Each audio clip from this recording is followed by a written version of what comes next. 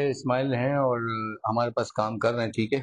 اچھا یہ پائپنگ کی اگر آپ کو میں بتاؤں تو اس کے اندر جو سب سے بڑا ریزن ہے نا ہمیں کام کرنے کا، آپ دیکھ سکتے ہو کہ پائپ دیکھیں یہاں سے ایسا آیا ہے اور ایسا آ کے اس طریقے سے لگ گیا، لیکن لگانے کی چلو لگا دیا ٹیکنیشین نے، نو ایشو.